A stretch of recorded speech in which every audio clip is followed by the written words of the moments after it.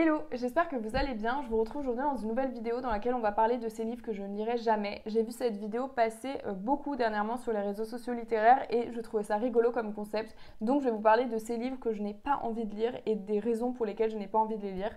J'ai eu beaucoup de mal à faire cette liste parce que j'ai vu quelques personnes qui faisaient cette liste en parlant de livres très populaires sur les réseaux sociaux ou dans les médias et du coup les personnes étaient repoussées par ces livres-là parce qu'ils étaient trop populaires.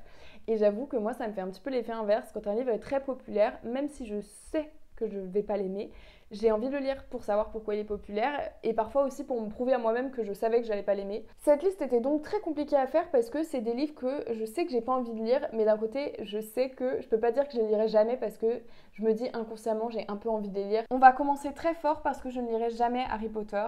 Tous mes proches sont au courant.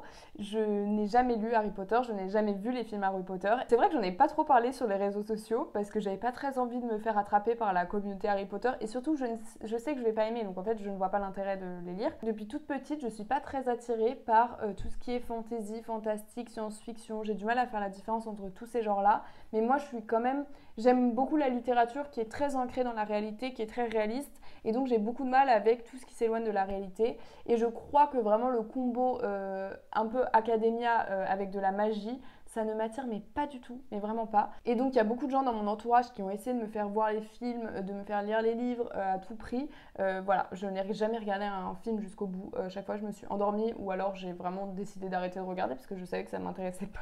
Et aussi, je pense que quelque chose qui a joué aussi, c'est que étant donné que j'ai jamais vu pendant mon enfance où j'ai lu les livres, et ben en fait j'ai jamais créé un attachement à cet univers-là. Et donc quand on a essayé de me le faire regarder, j'étais déjà un peu plus âgée. Et donc je pense qu'en fait c'est comme plein d'autres choses. Si dans ton enfance t'as pas eu une attache à ces personnages, à cet univers-là, bah, c'est plus dur quand même quand t'es adulte de devenir très fan de ce genre de choses ou d'apprécier. Enfin c'est mon avis en tout cas, mais il y a plusieurs choses comme ça, par exemple la saga Lou, je pense que les gens qui n'ont pas grandi avec Lou, peut-être qu'en les lisant à un âge plus âgé, ils vont moins accrocher parce qu'ils n'ont pas grandi avec ce personnage-là. Toujours est-il qu'avec tout ce qui se passe avec l'autrice de Harry Potter, j'avoue que je ne suis pas mécontente de n'avoir jamais regardé ni lu Harry Potter, parce que déjà ça m'évite d'avoir le cœur brisé comme de nombreuses personnes qui ont adoré Harry Potter et qui malheureusement ne cautionnent pas du tout ce que fait l'autrice.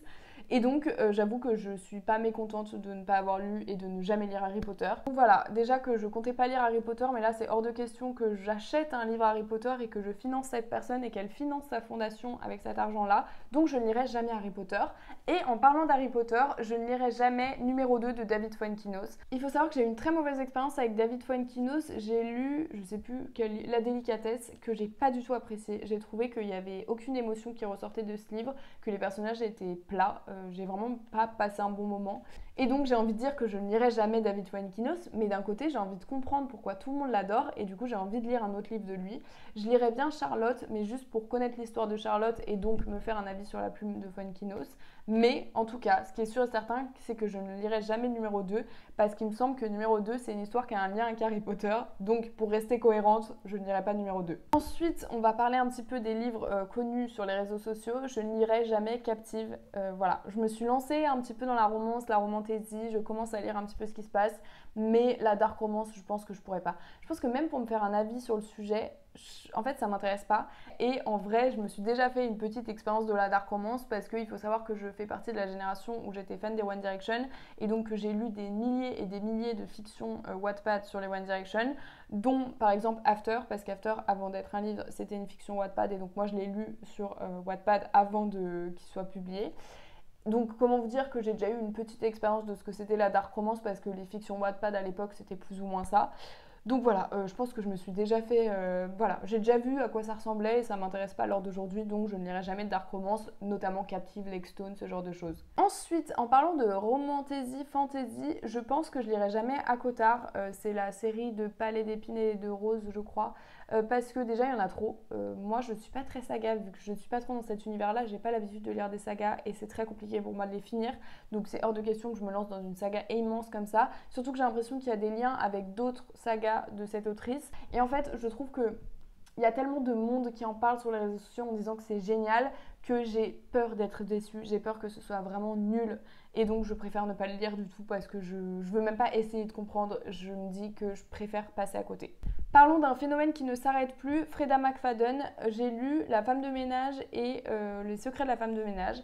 J'ai pas trouvé ça atroce, j'ai trouvé que ça se lisait très vite, que c'était addictif. Mais moi qui aime les vrais bons thrillers et polars, je trouve que ça rentre pas dans cette catégorie-là. Et je trouve que le marketing qui est fait autour de cette autrice et de ses livres, en fait j'en ai marre, j'en peux plus de l'avoir. Je trouve ça génial que ça permette à plus de gens de lire parce qu'il y a plein de gens qui m'en parlent, des gens qui lisent pas du tout et qui du coup on en a entendu parler et le lisent. Et quand on regarde les ventes, enfin c'est vraiment faramineux, la semaine dernière ils en ont encore vendu 37 000 de La femme de ménage. Donc c'est faramineux, donc je comprends que derrière il y a un marketing énorme parce que ils peuvent pas, enfin il faut pas que le mouvement s'arrête. Mais j'avoue que moi je sature, j'en peux plus, donc je ne lirai plus rien d'elle, c'est bon, j'en ai marre. Ensuite, je n'irai jamais Tenir debout de Melissa d'Acosta. Alors, il faut savoir que j'avais très envie de lire ce livre. J'ai lu Tout le bleu du ciel et j'ai pas été emballée. J'ai trouvé ça long, pas incroyable. J'ai passé un bon moment, mais sans plus. Et Tenir debout, je sais pas pourquoi la couverture m'attire, mais il y a plein de couvertures de chez Albin Michel comme ça où il y a une photo d'un couple en noir et blanc qui me donne très envie. Je sais plus, il y en a 2 ou 3 livres qui ressemblent. Je sais pas s'ils sont tous chez Albin Michel, mais il y a plusieurs livres avec ce genre de couverture et à chaque fois ça me donne envie. Et donc là je me suis dit, Melissa d'Acosta, voilà, je retente. J'ai lu, je pense, j'ai écouté en livre audio, c'était encore pire. Je sais pas, j'ai dû écouter même pas un chapitre, c'était horrible, j'ai pas pu y aller. En fait c'était hyper cliché et puis dès la première scène, il y avait déjà, enfin il faisait beaucoup de références sexuelles alors qu'il y a un des personnages qui était à l'hôpital en train de mourir, enfin j'ai pas trop compris. Donc voilà, j'avoue que j'ai pas du tout accroché, donc je pense que je ne le lirai jamais parce que j'ai eu vraiment une trop mauvaise impression de ce premier chapitre. Et d'ailleurs j'en avais fait une vidéo sur TikTok et sur Instagram et il y a plein de gens en commentaire qui m'ont dit mais non, on va au-delà du premier chapitre et tout, après c'est vraiment touchant comme histoire. Et le pitch de l'histoire a l'air touchant, mais vraiment je crois que j'ai été traumatisée par ce premier chapitre et que je ne lirai jamais Tenir debout de Melissa d'Acosta. Faisons une petite pause avec BookTok et parlons des livres de développement personnel. Il faut savoir que moi j'aime bien le développement personnel, donc je pourrais plonger dedans, mais par contre un livre que je ne lirai jamais, et d'un côté j'ai trop envie de le lire pour savoir ce que c'est Power de Richard Green. Pour moi le public qui lit ce livre est très cliché et donc j'aimerais bien le lire pour savoir ce qu'il y a dedans parce que ça me fait un petit peu rire, mais en vrai je pense que je le lirai jamais. Ensuite, un peu dans la même veine développement personnel, je lirai jamais Kilomètre Zéro de Maud Anouka, je pense.